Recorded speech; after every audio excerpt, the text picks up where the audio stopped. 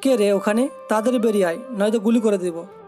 এদিকে আকাশ বের হচ্ছে না, কারণ বের হলে বিপদ হতে পারে, তাই বসে আছে পুলিশ আসার অপেক্ষায়।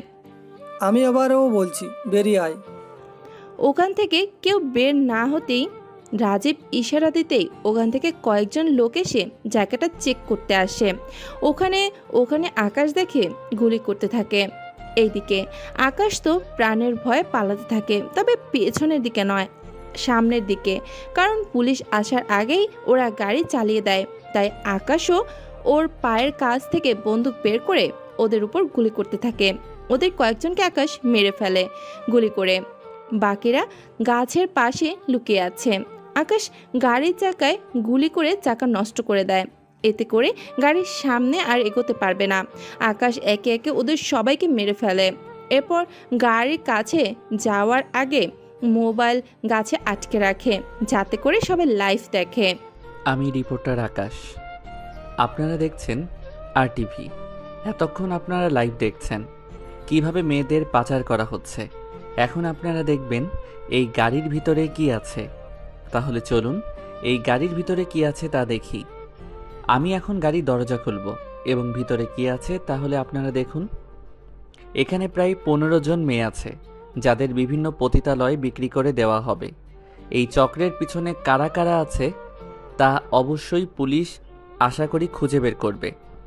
এইদিকে পুলিশদের খবর দেওয়া হয়েছে, ওনারা জানি না এত দেরি কেন করছে।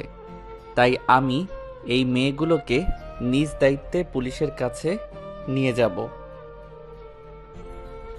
তাই এরপর কি হবে না হবে তা জানতে RTVতে চোখ রাখুন। ধন্যবাদ আপনাদের সবাইকে। এদিকে আকাশের এইসব খবর অনেকে ভালো লাগে, তাই আকাশকে সবাই চেনে। আকাশ সব কিছু ঠিক করে দিয়ে অফিসে আসে। অফিসে আসলে সবাই অনেক প্রশংসা করে আকাশের। সবার সাথে কথা বলে আকাশ ওর স্যারের কাছে চলে আসে। ওখানে আসতে ওর হাতে একটা কাগজ ধরিয়ে দেয় উনি। আকাশ কাগজটা হাতে নিয়ে বলে, স্যার, এই কাগজটা কিসের? তোমাকে দুঃখের সাথে জানাচ্ছি যে কি স্যার বলেন, এই কাগজটা কিসের? আকাশ, তোমার প্রমোশন হয়েছে। কি বলছেন কি স্যার? ঠিকই বলছি, তাই তোমাকে আমেরিকায় যেতে হবে। ওখানকার একটা চ্যানেলের চেয়ারম্যান তোমার মেধা এবং বুদ্ধি দেখে তোমাকে এই অফারটা করেছে। আমি যেহেতু এখানকার চেয়ারম্যান, তাই আমাকে বলেছে তোমাকে বলার জন্য। কিন্তু স্যার আমি চলে গেলে আপনার তো লস হবে। তেমন লস হবে না, ওনার সাথে আমার চুক্তি হয়েছে। উনি আমাকে মাসে 1 লক্ষ টাকা করে দিবে তুমি যতদিন ওনাদের সাথে কাজ করবে। কিন্তু স্যার আপনি সামান্য কয়েকটা টাকার জন্য। এটা কোনো সামান্য টাকা না আকাশ। তুমি ভেবে দেখো, বাংলাদেশ থেকে আমেরিকার একটা সাংবাদিক হওয়ার জন্য অফার পেলে, এই অফার তুমি পেলে তোমার কি পরিমাণ লাভ হবে তুমি জানো। তার সাথে তুমি সারা জীবনের জন্য প্রতিষ্ঠিত হতে পারবে। আমি চাই তুমি অনেক বড় হও, তাই আমি তোমার কথা ভেবে রাজি হয়েছি। ওই টাকা দেখে নাও। তার উপর তুমি যে রিপোর্ট করো, তার জন্য তোমার জীবনও যেতে পারে। তাই এখান থেকে তোমার যাওয়াটাই ভালো হবে। তাহলে স্যার আপনি যেহেতু এত করে বলছেন, আমার যাওয়ার ব্যবস্থা করেন। তুমি পাসপোর্টের ফটোকপি দিয়ে যেও, আমি ওনাদের কাছে পাঠিয়ে দিব। তাহলে স্যার আমি এখন আসি। আচ্ছা দাও। আকাশ ওখান থেকে চলে আসে, কেননা এখন আবার যেতে হবে আরেকটা জায়গায়, যেখানে আজকে বিপুল পরিমাণে অস্ত্র পাচার হবে। তাই আকাশ ওখানে রিপোর্ট করতে যেতে হবে। আকাশ কখন কোথায় যাবে তা সে কারোর সাথেই শেয়ার করবে না। ওই রাতে আকাশ আবার বেরিয়ে পড়ে নদীর ধারে, কেননা ওখান দিয়ে আজকে অস্ত্র পাচার হবে। তাই আকাশ আগে থেকে সব কিছু রেডি করে নেয়, জায়গায় সব ক্যামেরা সেট করে নেয়, যাতে করে খুব সহজেই আকাশ সব কিছু লাইভ দেখাতে পারে। এদিকে ওরা অস্ত্র এনে ঘাটে নামাচ্ছে, এদিকে সব কিছু লাইভ দেখাচ্ছে। কিছুক্ষণ পর ওদের কাছে কল আসে। ওরা কল পেয়ে জানতে পারে কেউ ওদের এই ঘটনাগুলো লাইভ দেখাচ্ছে। তাই ওরা বাক্স থেকে বন্দুক বের করে গুলি করতে থাকে। এভাবে ওদের গুলি করার জন্য কয়েকটা ক্যামেরা নষ্ট হয়ে যায়। এই গুলির ফলে ওরা সবাই ভয় পেয়ে যায়, কেননা ওদের গুলি করার জন্য আকাশের শরীরেও গুলি লাগতে পারে। তাই ওনাদের চিন্তা। তা দেখে বড় স্যার আকাশকে কল দেয়। আকাশ, তুমি ওখান থেকে তাড়াতাড়ি চলে আসো, এখানে অনেক বিপদ। না স্যার, এখানে পুলিশ আসা পর্যন্ত আমি এদের কোথাও যেতে দিব না। এই বলেই আকাশ লাইভ অফ করে দিয়ে ওদের সাথে যুদ্ধ করতে থাকে। ওদের সাথে আকাশের যুদ্ধ হতে থাকে। ওদের মধ্যে অনেকে মারা যায়, আবার অনেকে আহতও হয়। এদিকে ওরা আকাশকে প্রায় চারদিক থেকে ঘিরে ফেলেছে। এখন শুধু পুলিশ আসা পর্যন্ত আকাশ ওদের ব্যস্ত রাখতে হবে। কিছুক্ষণ পর পুলিশও এসে ওদের উপরে গুলি করতে থাকে। একে একে অনেক লোক মারা গেল, আবার অনেকে স্যারেন্ডার করার ভয়ে নিজে নিজে গুলি করে মরে যায়। যার কারণে পুলিশ যখন পর্যন্ত কাউকে জীবিত দেখতে পায়নি, ওদের সবাই মারা গেলে। ওয়েল ডান মিস্টার আকাশ, আপনি না থাকলে তো এতক্ষণ ওরা সব কিছু নিয়ে ফেলতো। এটাই তো আমার কাজ। কিন্তু আমরা এত চেষ্টা করে কোনো কিছুর ক্লু পাইনি। কিন্তু আপনি সব সময় সবার আগে ওখানে উপস্থিত থাকেন, তার উপর আবার আমাদের কল দিয়ে জানিয়ে দেন। একটা কথা বলুন তো, এই সব তথ্য আপনি কোথা থেকে পান? দেখুন, বর্তমানে আমার কথা চিন্তা না করে আপনি এইগুলো নিয়ে চলে যান। আমি এখন যাই। আকাশ ওখান থেকে চলে আসে বাসায় এসে রেস্ট নেয়। পরের দিন আকাশ অফিসে যায়। অফিসের সবাই আকাশের প্রশংসায় পঞ্চমুখ। ওখানে সবাই আকাশকে ভালোবাসে, তার সাথে আবার অনেকে ঘৃণাও করে, কেননা এখানে থাকা সব রিপোর্টারই চায় আকাশের মতো হতে। সেজন্য অনেকে আকাশের ক্ষতি করার জন্য লেগে আছে। তাই চ্যানেলের চেয়ারম্যান আকাশকে বাহিরে পাঠিয়ে দিতে চায়। পরের দিন সকালে আকাশ রেডি হয়ে নেয়, কেননা আজকে আকাশকে যেতে হবে। কিন্তু আকাশ যখন এয়ারপোর্টে আসে, তখন অন্য সব চ্যানেলের রিপোর্টারও সাথে আরও অনেক লোক আসে আকাশকে না যেতে দেওয়ার জন্য। কিন্তু আকাশকে যেতে হবে, কেননা এখানে আকাশের অনেক বিপদ। তাই আকাশ ভেতরে ঢুকে প্লেনে গিয়ে বসে। এদিকে আকাশ কোনো দেশে যাবে, তার কোনো নির্দিষ্ট দেশ ওর টিকিট লেখা নেই। তাই আকাশ কোন দেশে যাবে তা কেউই জানে না। কিছু ঘন্টার পর আকাশ আমেরিকায় চলে আসে, কেননা ওখানেই আকাশকে নেওয়ার জন্য ওই চ্যানেলের চেয়ারম্যান নিজে আসে আকাশের সাথে দেখা করার জন্য এবং ওকে নিয়ে যাওয়ার জন্য। তো বন্ধুরা, এতক্ষণ ধরে গল্পটি শুনেছ। গল্পটি তোমাদের কাছে কেমন লাগছে?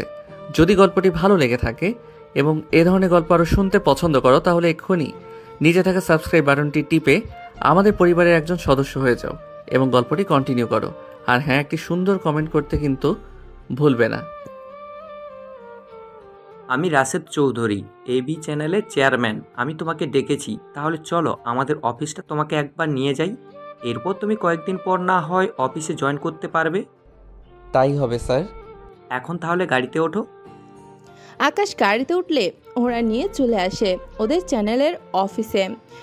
কিছুক্ষণ পর আকাশ গাড়ি থেকে নেমে সামনে তাকিয়ে দেখে অনেক বড় চ্যানেলের কোম্পানি এটা।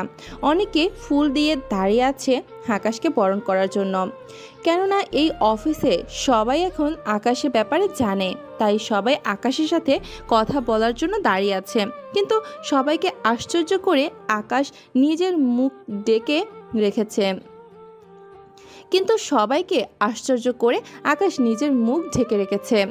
তার জন্য ওখানে থাকা অনেকে আশ্চর্য হয়। তাই আকাশ ওনাদের উদ্দেশ্যে বলে, দেখুন, আপনারা এখানে আশ্চর্য হওয়ার কিছু নেই। আমি সবসময় আমার পরিচয় এবং চেহারা দুটোই গোপন রেখে চলি, তাই এখানেও তাই করব। এতে আপনাদের কারোর অসুবিধা হবে না আশা করি। ঠিক আছে, তোমার যা ইচ্ছে। এখন চলো তোমাকে অফিসটা ঘুরে দেখাই। আকাশ ওদের অফিসের চেয়ারম্যানের সাথে ঘুরে ঘুরে অফিসটা দেখতে থাকে। অফিস দেখা শেষ হলে চেয়ারম্যান স্যার বলে, আকাশ, তাহলে তুমি কবে থেকে জয়েন করতে চাইছো আর অফিসটা কেমন লাগলো? অফিসটা অনেক ভালো, তার সাথে অনেক বড়। আমি তাহলে 3 দিন পর জয়েন করি। এর আগে কিছু কাজ আছে, তা আমাকে শেষ করতে হবে, তবে কাজ করব। সেজন্য আমার কিছু শর্ত আছে। দেখো, তোমার বেতন তুমি সবার আগেই পাবে। তুমি চাইলে সপ্তাহে 4 দিনের জায়গায় 10 দিনও ছুটি কাটাতে পারবে। স্যার স্যার আমি ওইগুলোর কথা বলিনি। তাহলে? দেখুন আমি কাজ করব, তবে কখন কোথায় থাকবো তা আমি নিজেও জানি না। আমি কখন কোথায় গিয়ে লাইভে যাব তা আমি কাউকে বলবো না। যখন লাইভ হবে তখন আমি কল দিব। কল দিলে আপনারা লাইভে নেওয়ার ব্যবস্থা করবেন।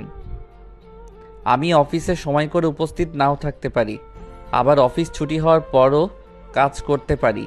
তাই এই নিয়ে আমাকে কোনো কথা বলতে পারবেন না। তা না হয় মানলাম, তুমি কি আগের অফিসেও এমন করে কাজ করতে? না স্যার, আগের অফিসে তো আমি কখনো যাইনি। শুধু গুরুত্বপূর্ণ কাজ থাকলে যেতাম, নয়তো সব কিছু কল দিয়েই বলতাম। আচ্ছা, তাই হবে।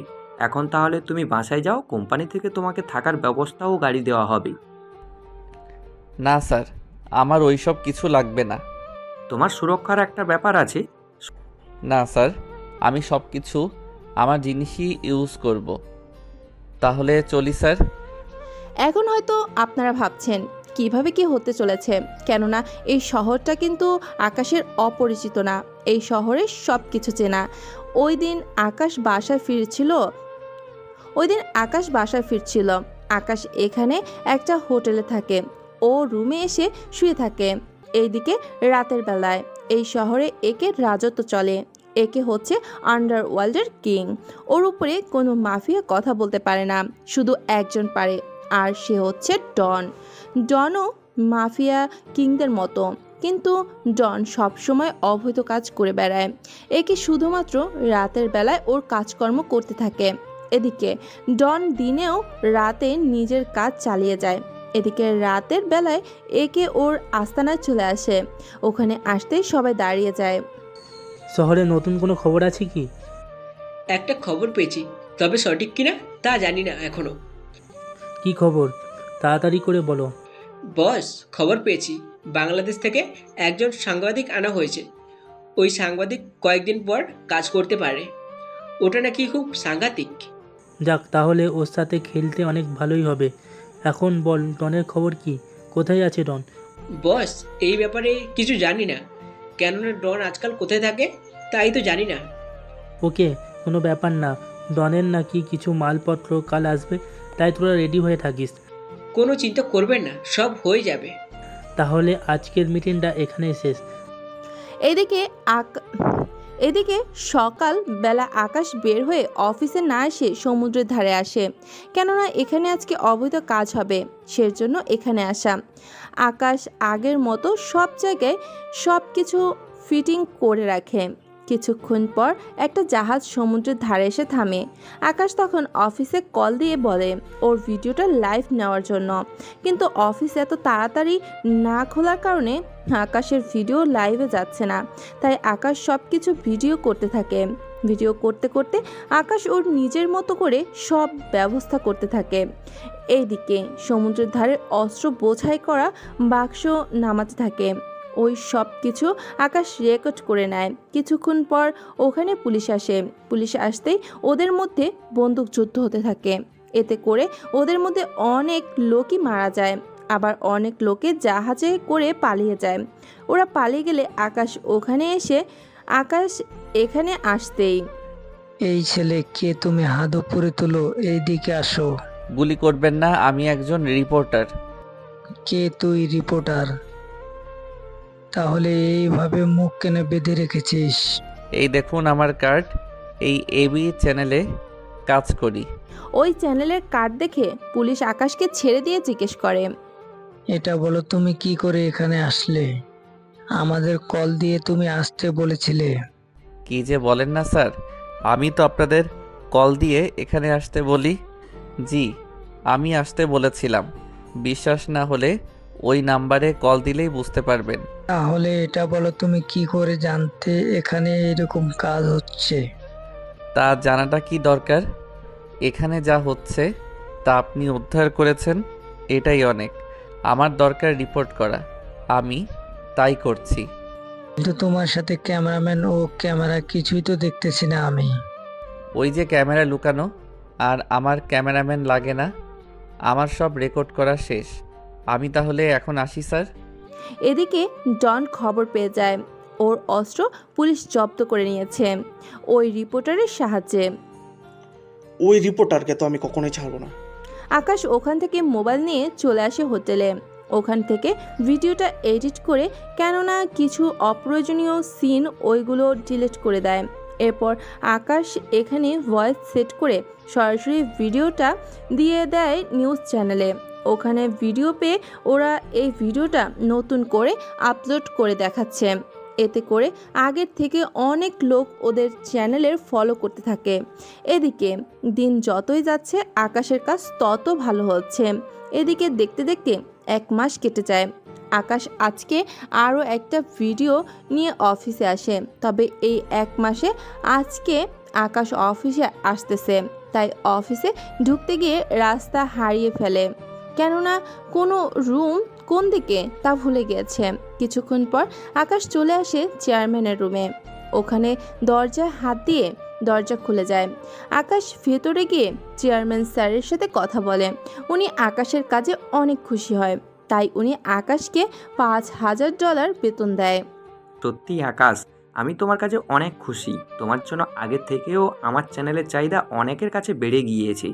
তুমি এখানে কিছুক্ষণ অপেক্ষা করো, আমি একটু মিটিং শেষ করে আসতেছি। স্যার আমিও কি আসবো? তা লাগবে না, তুমি শুধু 5 মিনিট অপেক্ষা করো, আমি আসতেছি। এইদিকে চেয়ারম্যান স্যার চলে যায় মিটিং রুমে। অন্যদিকে আকাশ রুমটা দেখতে থাকে। এদিকে আকাশ ওয়াশরুমে যাবে, তাই দরজা খুলতেই একটা মেয়ে চিৎকার করে ওঠে। মেয়েটার চিৎকার শুনে আকাশ ওর মুখ চেপে ধরে। এই যে এইভাবে চিৎকার কেন করছেন? মেয়েটার চোখের ইশারায় ওর মুখ থেকে হাত সরাতে বলছে। আকাশ হাত সরিয়ে নেয়। তোর সাহস কি করে হয় এই ওয়াশরুমে আসার? তাও আমাকে এই অবস্থায় দেখে নিয়েছিস? দেখুন, দোষ তো আপনার। দরজা লক না করে আপনি এখানে গোসল করছেন। এটা বাড়ি না অফিস যে এখানে গোসল করবেন। আমি এখানে যা খুশি তাই করব, তাতে আপনার কি? তাছাড়া আপনি কোন সাহসে এই রুমে ঢুকেছেন? এত কথা না বলে জামা পরে বাইরে আসেন। এই রকম অবস্থায় অন্য কেউ দেখলে আপনার তো। আকাশের কথায় ইরা ওর দিকে তাকিয়ে দেখে টাওয়াল নিচে পড়ে গেছে। ইরা একটা চিৎকার দিয়ে আকাশকে ধাক্কা দিয়ে দরজা বন্ধ করে দেয়। এদিকে আকাশ উঠে দেখে ওর শার্ট কিছুটা ভিজে গিয়েছে, কেননা ইরার শরীরে থাকা পানি আকাশের শার্টে লেগে যায়। তাই আকাশ রুমে এসে থাকে। কিছুক্ষণ পর চেয়ারম্যান স্যার রুমে আসে। আকাশ, তোমার শার্ট ভেজা কেন? স্যার ওই কিছু না, একটু পানি লেগে গিয়েছিল। কিন্তু এখানে পানি কই থেকে আসবে? আরে স্যার ওখান থেকে। তো তুমি যেন কি বলবে বলেছিলে? এদিকে আকাশ বুঝতে পারে মেয়েটি বের হলে সমস্যা হতে পারে, তাই আকাশ ওখান থেকে বের হয়ে যায় তাড়াতাড়ি। এদিকে ইরা বের হয়ে, এই রুমে একটা ছেলে ছিল, ওই ছেলেটা কোথায়? ও তো অনেক আগেই বেরিয়ে গেল, কিন্তু তুই ওই ছেলের কথা কেন জিজ্ঞেস করেছিস? এত কথা জানতে চাইনি আমি। তুমি এক্ষুনি ওই ছেলেকে এখানে আসতে বলো।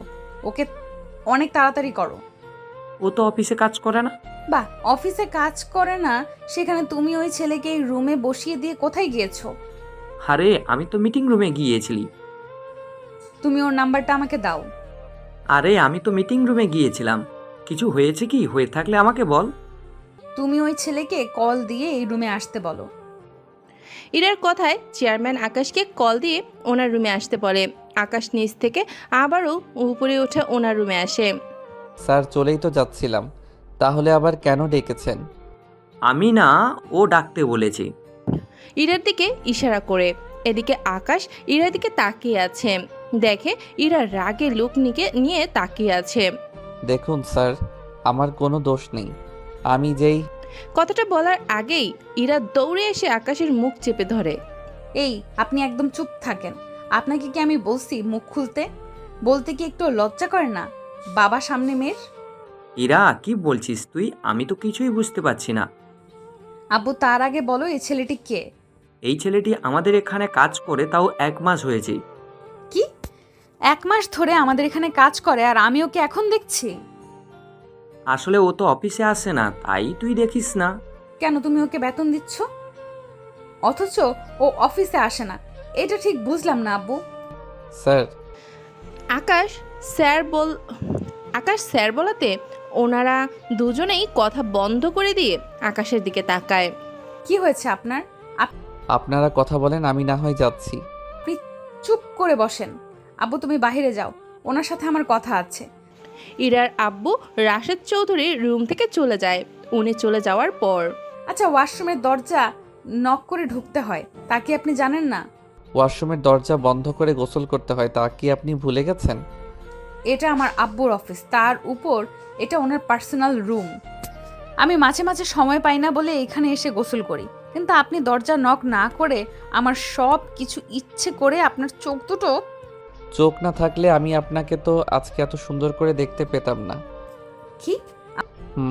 তবে আপনার তিলটা কিন্তু অনেক সুন্দর। এদিকে আকাশ চলে যায়। অন্যদিকে ইরা আয়নার সামনে দাঁড়িয়ে আছে, কেননা ইরা শরীরে দুইটা তিল আছে, একটা ঠোঁটে আর একটা না থাক। আপনাদের সব কথা না জানলেও চলবে। ইরা তিলের কথা শুনে লজ্জা পেয়ে ওর কেবিনে চলে যায়। এদিকে আকাশ আজকের দৃশ্য মনে পড়তেই হাসি পায়, কেননা যা যা না দেখার কথা ছিল তাই দেখে নিল। এদিকে আকাশ আবারও কাজ করতে থাকে। এদিকে ইরা ওর আব্বুর কাছে আসে। আব্বু, একটা কথা ছিল। কি কথা? ওই ছেলেটা কে? তুমি ওকে এমন ভাবে কাজ করতে কেন বলো? অফিসে না এসে ও কি কাজ করে তাই তো বুঝলাম না। বলে শোন, ওর নাম আকাশ, ও বাংলাদেশে থাকে, ওখান থেকে ওকে এনেছি। ওর সাথে এই রকম কাজ হওয়ার শর্ত দিয়েছি, ও প্রয়োজন ছাড়া অফিসে আসবে না। যাও যাও, আসলো আমার সব দেখে নিল। তারপরও নিজের মতো করে কাজ করে, তবে ছেলেটা অনেক ভালোই কাজ করে, তুই ভাবতেও পারবি না। তবে ওর কাজে অনেক রিস্ক আছে। আব্বু, আমি ওই ছেলেটার সাথে কাজ করব। এ হয় না ইরা, ওই ছেলের সাথে থাকলে তোরও বিপদ হতে পারে। তাহলে ওই ছেলেটার কি হবে আব্বু? ওই ছেলেটার কাজই হচ্ছে এটা, তুই ওর সাথে থাকলে তোর বিপদ হতে পারে। দেখো, আমি এত কিছু জানতে চাই না। আমি ওই ছেলেটার সাথে কাজ করব এই কথা ওই ছেলেকে বলে দাও এখন। তুই যা, আমি বলে দিব। এদিকে বিকেল হয়ে যায়। আকাশ ওর ডিউটি করে চলে আসে হোটেলে। ওখানে চেয়ারম্যান স্যারের কল পেয়ে আকাশ ওনার সাথে কথা বলে। ওনার জোড়াজুড়িতে আকাশ রাজি হয়ে যায়। দেখুন স্যার, আপনি এত করে বলছেন তাই রাজি হচ্ছি, কিন্তু আপনার মেয়ের কতটুকু আমি বিপদ থেকে আগলিয়ে রাখতে পারবো তা জানি না আমি। সমস্যা নেই, তাহলে কাল থেকে ওকে তোমার সাথে কাজ করার জন্য পাঠিয়ে দিব। কাল না, 2 দিন পর। ওকে, তাহলে তাই হবে। এদিকে রাত হতে একে ওর আস্তানায় চলে আসে। ওখানে এসে বলে, তাহলে বলো আজকের খবর কি? টনের মাল নাকি পুলিশ গ্রেপ্তার করে নিয়েছে? জি বস, ঠিকই শুনছেন। এই রিপোর্টার ভালো কাজ করেছে, কেননা ওর জন্যই ওই আর্মসগুলো ডনের কাছে পৌঁছায়নি, নয়তো ও আরও শক্তিশালী হয়ে যেত। কিন্তু বস, এই রিপোর্টার এই তথ্যগুলো পায় কোথা থেকে সেটাই বুঝতে পারছি না। সেসব জেনে আমাদের কোনো কাজ নেই। এখন কয়েকজনকে রেডি হতে বলো, আমরা এখনই মিশনে যাব। কি বলছেন এখনই? কোনো সমস্যা আছে কি? না বস, কিন্তু আপনি তো কখনো মিশনে যান না, তাই একটু আশ্চর্য হলাম। এখন তাহলে মিশনে যাওয়ার জন্য প্রস্তুত করো। তাই করছি বস। এদিকে একে ওর লোকজন নিয়ে চলে যায় ডনের লোকদের মারার জন্য, কেননা ডনের লোকদের যতই মারবে ততই ওরা দুর্বল হতে থাকবে। এইভাবে একে ওর লোকদের নিয়ে ডনের আস্তানায় হামলা করতে থাকে। এভাবে একের সাথে পেরে না ওঠায় ওখানে অনেক লোকই মারা যায়, কেননা একে ইচ্ছে করলেই কিন্তু ডনের কাছে পৌঁছাতে পারবে না। এর কারণ হচ্ছে ডন কোথায় থাকে তা একে এখন পর্যন্ত জানে না। ওই মিশন শেষ করে একে ওর লোকদের নিয়ে চলে আসে ওদের আস্তানায়। অন্যদিকে ডনের কাছে খবর চলে যায়। বুঝতে পারছি না আমার সাথে এটা হচ্ছেটা কি। একদিকে ওই রিপোর্টার, অন্যদিকে এই একে, এরা দুজনেই তো আমার ব্যবসা পুরো লাটে তুলে দিবে। বস, ওই একে অনেক চালাক, কিন্তু এই রিপোর্টারের তো কিছু একটা করতে হবে আমাদের। সেটাই তো দেখছি, কারণ ও যেভাবে আমাদের ক্ষতি করার চেষ্টা করে যাচ্ছে, এতে করে তো ওর খেলা আগে শেষ করতে হবে। ঠিকই বলেছেন বস, ওই রিপোর্টারকে থামাতে হবে। আচ্ছা, ওই রিপোর্টার কোন চ্যানেলে হয়ে কাজ করে? বস, এবি চ্যানেলে হয়ে কাজ করি। তাহলে একটা কাজ কর, ওই অ্যাবে চ্যানেলের সব ডিটেলস বের কর, তাহলে দেখি ওই রিপোর্টারকে থামানোর কোনো উপায় পাই কিনা। চিন্তা করবেন না, আমি লোক লাগিয়ে দিব, ওরা যেভাবে হোক ডিটেলস বের করে দিবে। এদিকে পরের দিন সকালে আকাশ বের হয়ে আসে পার্কে, কেননা এই পার্কের কিছু একটা হতে চলেছে যা আকাশ বুঝতে পেরেছে, তাই সব কিছু নিয়ে রেডি হয়ে থাকে। কিছুক্ষণ পর এই পার্কে কয়েকজন লোক আসে কালো পোশাক ও সাদা পোশাক পরে। ওরা ওখানে এসে নিজেদের মধ্যে ব্যাগ অদল বদল করে চলে যায়, যা আকাশ ক্যামেরায় রেকর্ড করে নেয়। তাই বলে সব কিছু নিয়ে রেডি হয়ে থাকে। কিছুক্ষণ পর এই পার্কে কয়েকজন লোক আসে কালো পোশাক ও সাদা পোশাক পরে। ওরা ওখানে এসে নিজেদের মধ্যে বাঘ আদল বদল করে চলে যায়, যা আকাশ ক্যামেরায় রেকর্ড করে নেয়। এখানে যে এই কাজটা হবে তা আকাশ বুঝতে পারেনি, নয়তো অনেক আগে পুলিশকে বলে দিত। এই রেকর্ড আকাশ ওর চ্যানেলের অফিসে পাঠিয়ে দেয়। ওরা এই ভিডিওটা ওদের চ্যানেলে দেখায়, এতে করে অনেক মাফিয়া ও পুলিশ অনেক বেশি সতর্ক হয়ে যায়। অন্যদিকে ডন, এই রিপোর্টার দেখছি আমার ঘুম হারাম করে দিবে, বারবার আমার পিছনে কেন লেগে পড়ে আছে ওই রিপোর্টার। বস, শুধু আমাদের না তো, ওই একে পেছনে ও তো লেগেছে। মানে কি বলতে চাস? আমাদের লোক যাদের সাথে কাজ করেছিল ওখানে তো একের লোকও ছিল, কিন্তু ওই রিপোর্টার কি করে এইসব তথ্য পায় সেটাই তো বুঝতে পারছি না। আচ্ছা, তোকে যে একটা কাজ দিয়েছি ওই কাজটার কি হয়েছে? চিন্তা করবেন না বস, ওই রিপোর্টারকে থামানোর জন্য পথ পেয়ে গেছি। কি সেই পথ? তাড়াতাড়ি বল। সে পথ হচ্ছে রাশেদ চৌধুরীর মেয়ে। এই রাশেদ চৌধুরী খে? এবি চ্যানেলের চেয়ারম্যান। আমরা যদি ওনার মেয়েকে কিডন্যাপ করি তাহলে চেয়ারম্যানকে বলে ওই ছেলেকে আবারও যেখান থেকে এনেছে ওখানে পাঠিয়ে দিতে পারবো, তাহলে আমাদের কোনো ক্ষতিই হবে না। তাহলে তাই করো, ওই চেয়ারম্যানের মেয়েকে উঠিয়ে আনার ব্যবস্থা করো, ওকে দিয়েই সব কিছু করতে হবে। এদিকে আকাশ ওর কাজ করতে থাকে।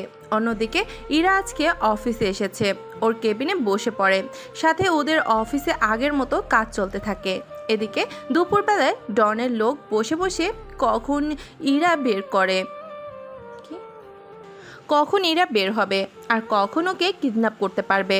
দুপুরবেলায় ইরা বের হয়ে এলো, কেননা ইরা এখন ওর বাসা যাবে, তাই ইরা নিচে নেমে আসে। ইরা গাড়িতে উঠে চলে আসে অফিস থেকে। পথের মধ্যে ডনের লোক ইরার গাড়ির সামনে গিয়ে গাড়ি রাখে, এতে করে ইরা রাগে গাড়ি থেকে বের হয়। ওই, এইভাবে কেউ গাড়ি চালায়? এতটুকুন কমন সেন্স কি তোদের নেই? আমাদের যদি কমন সেন্স থাকতো ম্যাডাম, তাহলে কি এভাবে করতাম? কি বোঝাতে চান? তাছাড়া আপনারা এতজন লোক কেন এখানে? সবার কোমরে এইগুলি কি? কোনো কথা না বলে চুপচাপ গাড়িতে উঠে বস, নয়তো এখানেই মেরে দেবো। দেখুন, আমাকে মারবেন না প্লিজ। চুপচাপ গাড়িতে ওঠ। ওরা ইরাকে জোর করে গাড়িতে উঠায়, গাড়িতে উঠিয়ে নিয়ে চলে আসে ওদের আস্তানায়। এইদিকে বিকাল হয়ে গেল, ইরা এখনও অফিসে না আসায় ইরার আব্বু কল দিয়ে যাচ্ছে, কিন্তু এতে করে কোনো কাজ হচ্ছে না। ইরার ফোন বারংবার মতো বন্ধ, ইরার ফোন বরাবরের মতোই বন্ধ।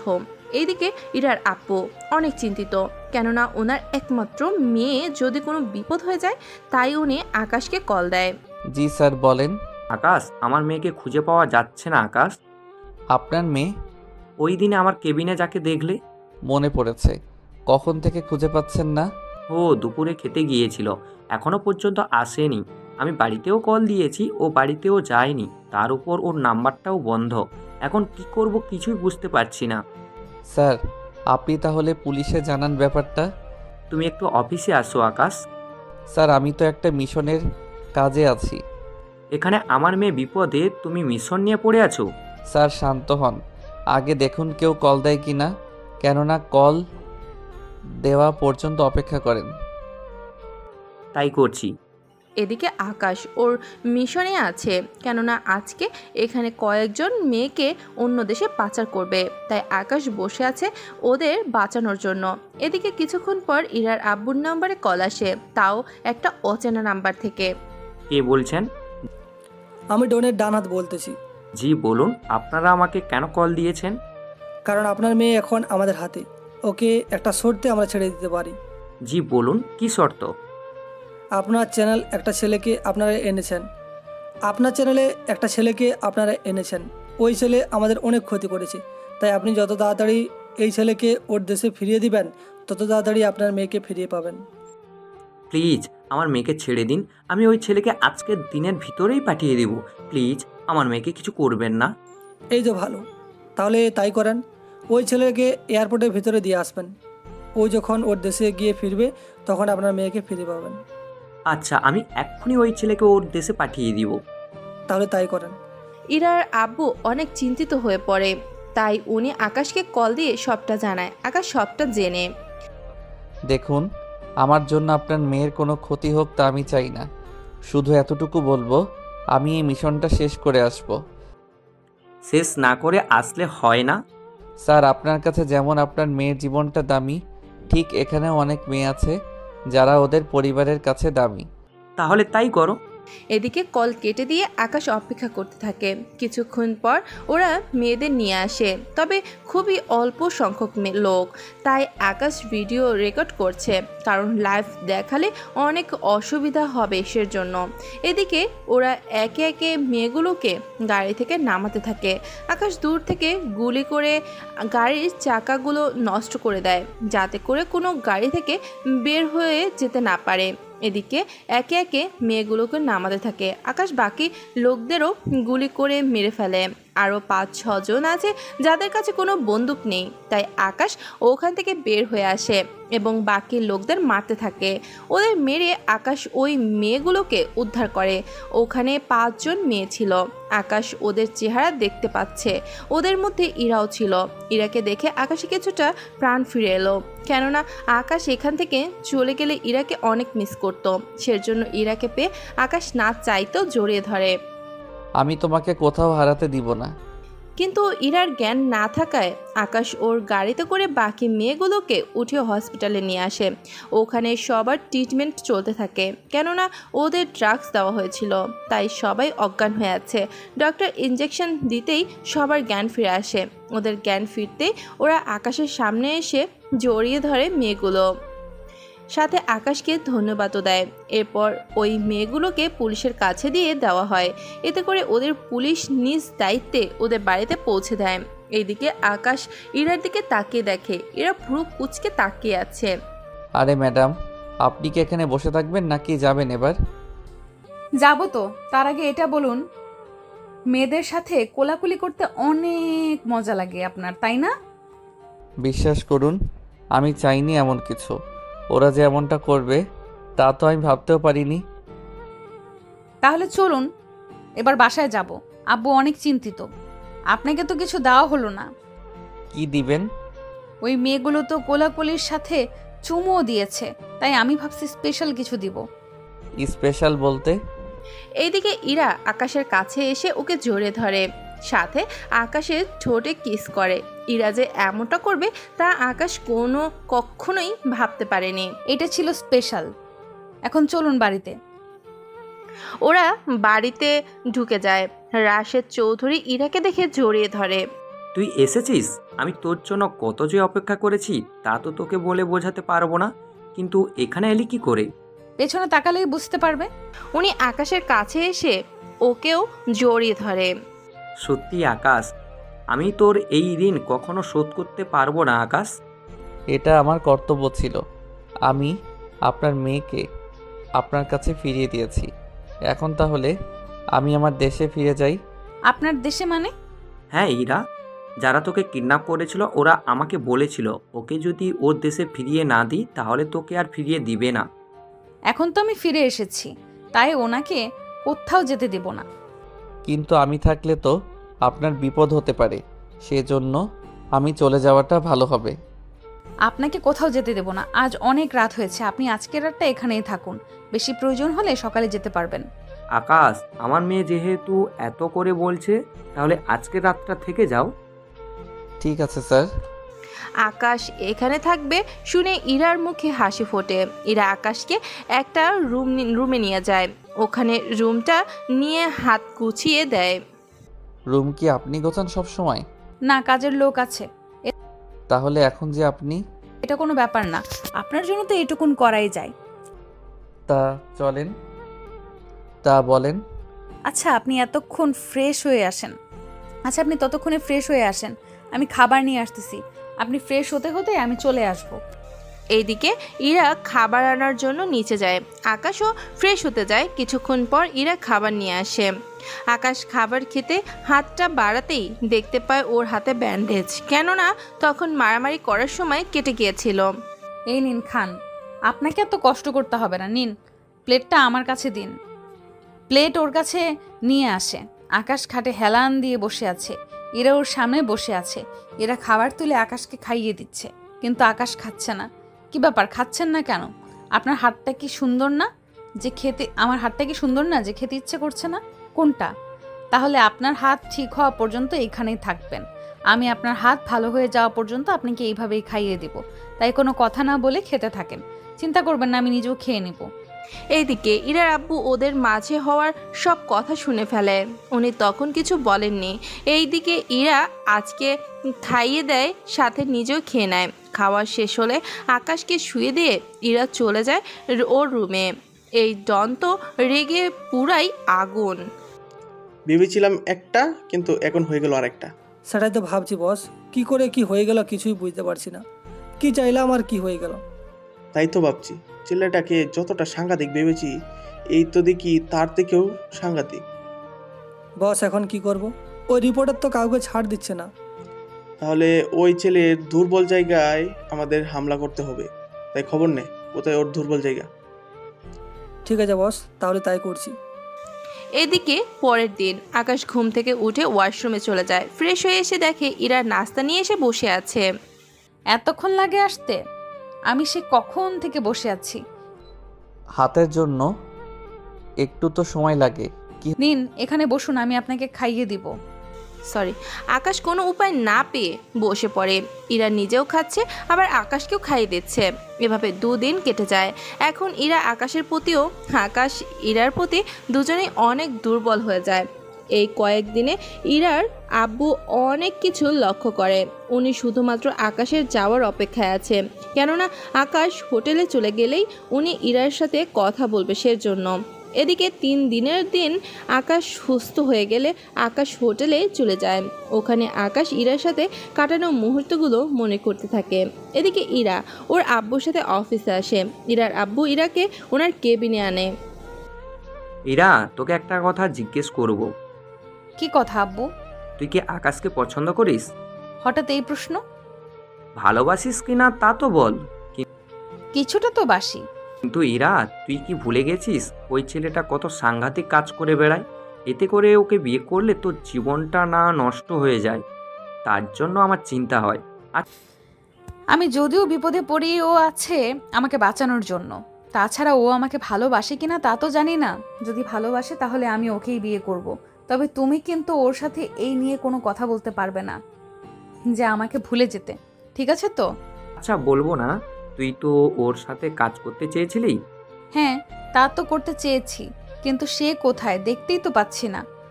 তাহলে আমি ওকে অফিসে আসতে বলি, তাহলে না হয় তুই ওর সাথে বেরিয়ে যেতে পারবি। আব্বু তুমি তাইলে তাই করো। এদিকে ইরার আব্বু ওকে কল দিয়ে আসতে বলে। আকাশ অফিসে আসার পর ইরাকে পাঠিয়ে দেয় আকাশের সাথে। ইরাও আকাশ একটা গাড়িতে বসে আছে। ইরা শুধু ভাবছে এত দামি গাড়ি ওর কাছে কি করে আসবে। কিছুক্ষণ পর ওর একটা জঙ্গলে চলে আসে। তবে ইরা একটু ভয় পাচ্ছে না, তাই আকাশ কিছুটা অবাক হয়। কি হলো, আপনার ভয় করছে না? ভয় কেন করবে? আর আমাকে আপনি না করে তুমি করে বলবে। আচ্ছা বলবো। এখন আমার সাথে চলো, ভিতরে যেতে হবে। আমাকে একা পেয়ে ফায়দা তুলবেন নাকি? কি মাথা ঠিক আছে? তা ভরসা না করতে পারলে আমার সাথে এসেছেন কেন? তাহলে একটা কাজ করি, আমরা এখনই বিয়ে করে ফেলি, তখন যা খুশি করেন, কোনো আপত্তি থাকবে না। বুদ্ধিটা কেমন দিলাম? তোমাকে মানসিক হসপিটালে নিতে হবে, আর না হয় তুমি এখানে থাকো, আমি ভিতরে যাচ্ছি। আসলে অনেক লেট হবে, গাড়ির ভিতরে গিয়ে অপেক্ষা করো। না থাক, আপনার সাথেই আসবো। তা আমি যদি উল্টাপাল্টা করে বসি তখন? করলে কি করব? যা চাইবেন দিয়ে দেব, কোনো কিছু তো না করব না। দরকার হলে আমি নিজে সবকিছু খুলে। কথাটা শেষ করার আগেই ইরার গালে একটা থাপ্পড় দেয়। এতে ইরা কান্না করতে থাকে। আকাশ অনেক কিছু বুঝিয়ে কান্না থামায়। একদম চুপ, আশেপাশে কেউ শুনবে, তাই কান্না না করে আমার সাথে আসবে। আমি ওরকম ছেলে না যে মেয়েদের অসহায়ত্বের সুযোগ নিব, তাই কথা না বলে আসো আমার সাথে। কিন্তু যদিও আকাশ শুনেছে, কেননা কিছু কিছু গালে অনেক জোরেই মুখ ফসকে বেরিয়ে যেত। ওরা একটা ছোট কুয়োর পাশে এসে থামে, কেননা এই কুয়োটা আকাশের কাছে রহস্যময় মনে হচ্ছে। তাই আকাশ ইরাকে নিয়ে এই কুয়োর থেকে দূরে শুয়ে আছে। ইরাকে নিয়ে ওরা দুজনেই পাশাপাশি শুয়ে আছে। এদিকে ইরা তো আকাশের দিকে তাকিয়ে আছে, আর আকাশ কুয়োর দিকে। এভাবে 20 মিনিট পর কুয়োর ভেতর থেকে কিছু একটা বের হয়, ঘরের মতো। ওখান থেকে কয়েকজন মানুষ বের হয়। ওরা বের হলে উপর থেকে একটা দড়ি আসে। ওরা দড়ি বেয়ে হেলিকপ্টারে উঠে যায়, যা আকাশ রেকর্ড করে নেয়। ওরা চলে যেতেই ঘরটা আবারও ভেতরে তলিয়ে যায়। এদিকে আকাশ ইরাকে নিয়ে ওখান থেকে চলে আসে, কেননা ওখানে ঢোকার কোনো রাস্তা নেই। সেজন্য ভিতরে কিভাবে যাবে তাও জানে না। গেলেও ওদের সাথে আকাশ একটা মোকাবেলা করতে পারবে না। তাই ওখান থেকে এসে গাড়িতে বসে এবং এই ভিডিওটা পাঠিয়ে দেয় অফিসে। এদিকে ইরা দিনে আকাশের সাথে থাকে। এতে করে আকাশকে অনেক ভালো করে জানতে পারে।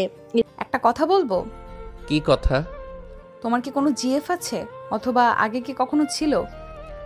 কাজের কথা থাকলে বলেন, এইসব কথা বলে কি করবেন? না, আসলে এমনি জানতে চেয়েছি। তাহলে চুপচাপ বসে থাকেন। আমি এখন হোটেলে যাব, তাই আপনাকে বাসায় নামিয়ে দিয়ে আমি যাব।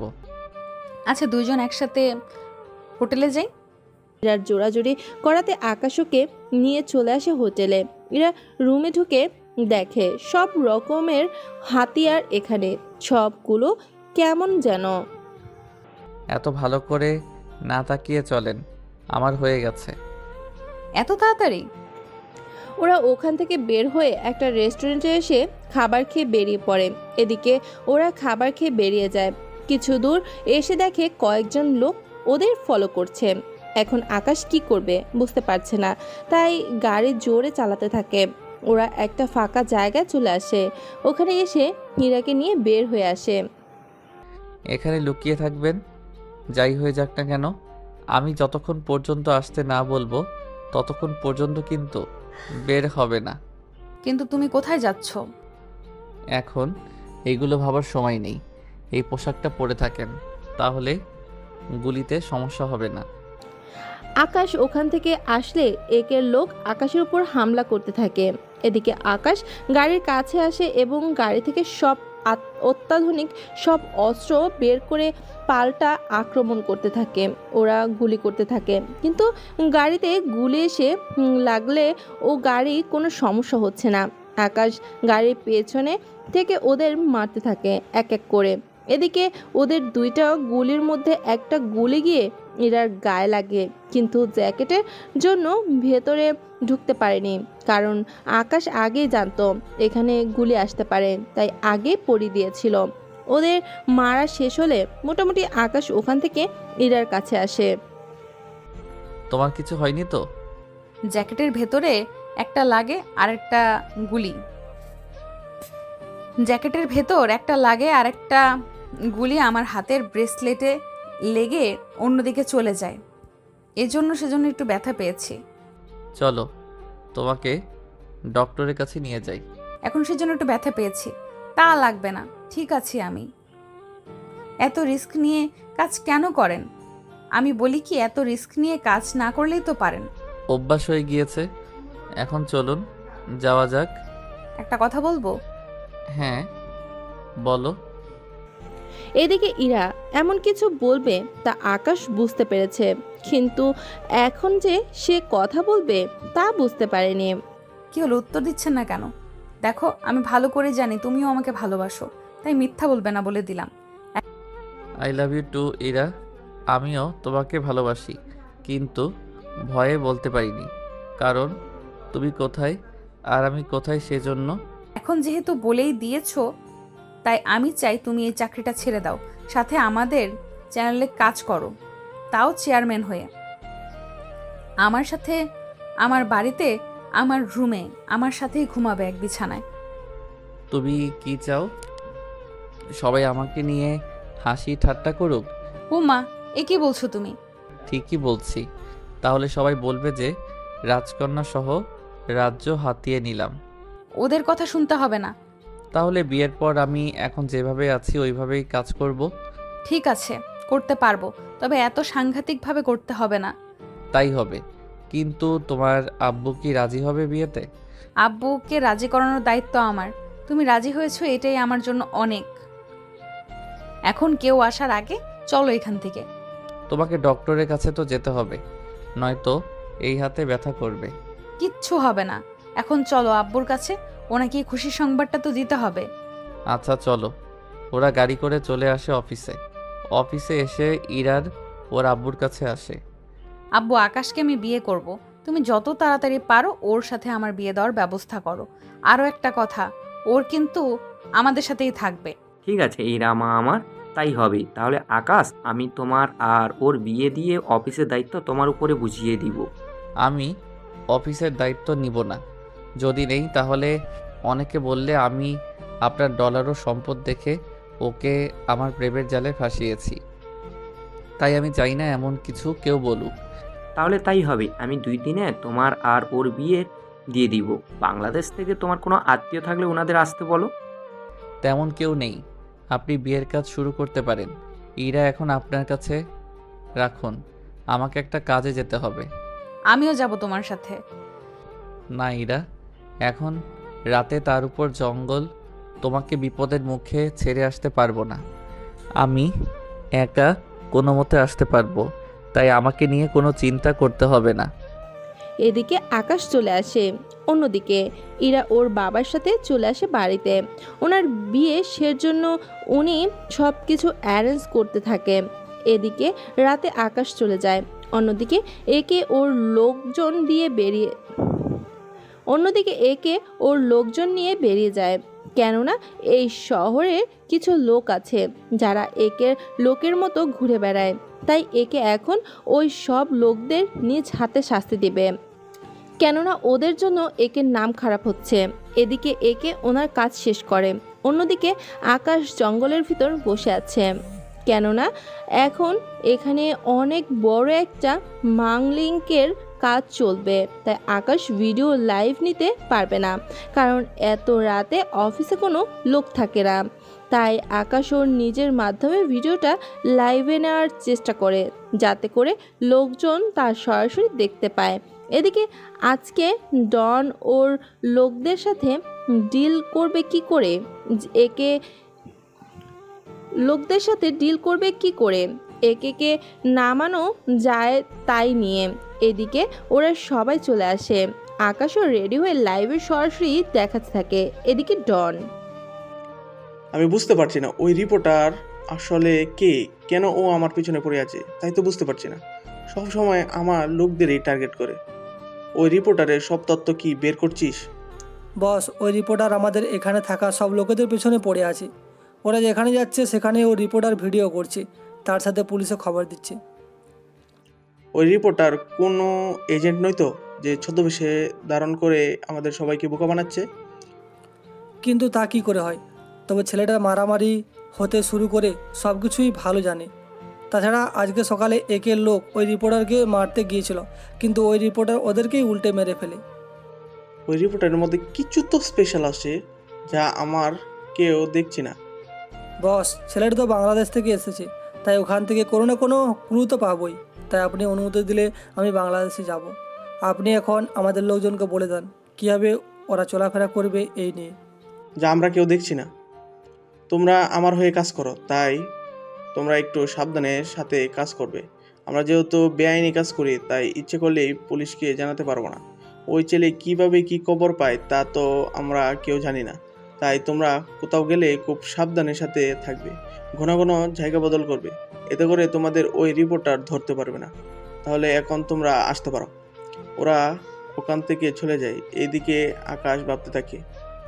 যে করেই হোক ওই ছেলেকে বাংলাদেশ থেকে আটকাতেই হবে, কেননা বাংলাদেশে যদি ও আমার সব তথ্য জোগাড় করে ফেলবে। তাই আকাশ লাইভ অফ করে ওই ছেলেটার পিছু পিছু যেতে থাকে, কেননা ওই ছেলেটা 5 দিন আগে যেতে পারবে না, কারণ এখনও ওই ছেলেটার পাসপোর্টও নেই। তাই এই কয়েকদিন আকাশের বিয়েও হয়ে যাবে, আর হানিমুনে ইরাকে নিয়ে বাংলাদেশে এসে ওই ছেলেটাকেও মেরে ফেলতে পারবে। ওই দিন আকাশ হোটেলে চলে আসে। 2 দিন পর আজকে আকাশ ও ইরার বিয়ে হয়ে গেল। আকাশ অনেক শান্তিতেই আছে, কেননা আকাশ এখন বর্তমানে ইরাদের বাড়িতে আছে।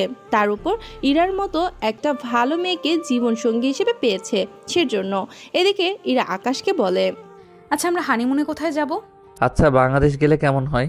তাহলে তো ভালোই হবে, তোমার দেশ থেকেও ঘুরে আসা যাবে। তাহলে আমরা কালকেই যাব। কি কালকেই? তুমি সব গুছিয়ে রাখো। আচ্ছা রাখবো। কথাগুলো ইরা আকাশের বুকে মাথা রেখে কথাগুলো বলছে। অন্যদিকে ইরা বুক থেকে ওঠার সময় আকাশের কপালে চুমু দিয়ে উঠে যেতে গেলে আকাশও ইরার হাত ধরে টেনে নিজের কাছে টেনে নেয়। টেনে নিয়ে ইরার কপালে একটা চুমু দেয়। পরের দিন সকালে ইরা ও আকাশ মিলে ইরার আব্বুর সাথে কথা বলে বাংলাদেশে যাওয়ার জন্য। ওরা বিকালের ফ্লাইটে আমেরিকা থেকে বাংলাদেশে চলে আসে। ওরা ওখান থেকে একটা গাড়ি নিয়ে চলে আসে গুলশান 1-এ, কেননা এখানে একটা বাড়িতেই আকাশের বাড়ি ছিল। এছাড়া আকাশের অনেক কাহিনীও আছে যা আপনারা জানতে পারবেন। ওরা গাড়ি থেকে নেমে ভিতরে চলে আসে। ওয়াও, এই বাড়িটা কার? এটা আমার বাড়ি। এত সুন্দর বাড়ি রেখে তুমি? মাঝে মাঝে পরিস্থিতির কারণে যেতে হয়। এখন চলো তোমাকে বাড়িটা ঘুরে দেখাই। এইদিকে আকাশ ইরাকে বাড়িটা ঘুরিয়ে দেখাতে থাকে, ইরাও বাড়িটা দেখতে থাকে। এটা হচ্ছে আমার বেডরুম। ওয়াও, অনেক সুন্দর, কিন্তু এত পরিষ্কার কিভাবে? না মানে কয়েকদিন না পরিষ্কার করলে তো ময়লা হয়ে যায়, কিন্তু এই তো দেখছি অনেক পরিষ্কার। এখানে কেয়ারটেকার থাকে, ও পরিষ্কার করে। ও, তাহলে আমি ফ্রেশ হতে যাই। আচ্ছা যাও। এদিকে আকাশ ভাবতে থাকে কিভাবে কি করতে হবে। এরা ফ্রেশ হয়ে আসে। ওই দিন রাত হয়ে যাওয়ায় আকাশ খাবার আনিয়ে নেয়। এইদিকে একটা কল আসে। আকাশ কলটা রিসিভ করে বলে, স্যার আমরা চলে এসেছি বাংলাদেশে, তাই আপনাকে কোনো টেনশন করতে হবে না। ইরার সাথে কথা বলেন। এদিকে ইরার আব্বু ইরার সাথে কথা বলতে থাকে। এর কিছুক্ষণ পর অন্তর কল দেয়। বলো ওই দিকটার খবর কি? ওই লোকটা বাংলাদেশে আজকের সকাল 10টায় আসবে। আমি ওই লোকটার সাথে একই প্লেনে আসতেছি। ভালো করছো। যদি পারো ওর শরীরে ট্র্যাকার সেট করে দাও, তাহলে ওকে সহজে খুঁজে বের করতে পারবো। আমি তাহলে চেষ্টা করব। ওকে সেট করতে পারলে আমাকে নক দিবে। এদিকে আকাশ আর ইরা ঘুমিয়ে যায়। অন্যদিকে অন্তর রাজীবের পিছু পিছু যেতে থাকে। অন্তর রাজীবের কাছে যেতেই ওর গায়ের উপর থেকে নিচে পড়ে যায়, সাথে টোকার অন্তর রাজীবের কাছে যেতেই ওর গায়ের উপর থেকে নিচে পড়ে যায়, সাথে টোকার ওর জুতোর মধ্যে আটকে যায়। টোকারটা অনেক ছোট, যা রাজীব খুঁজেও পাবে না। অন্তর পড়ে যাওয়াতে রাজীব ওকে নিচ থেকে হাত বাড়িয়ে তুলে নেয়। সরি স্যার, আমি বুঝতে পারিনি।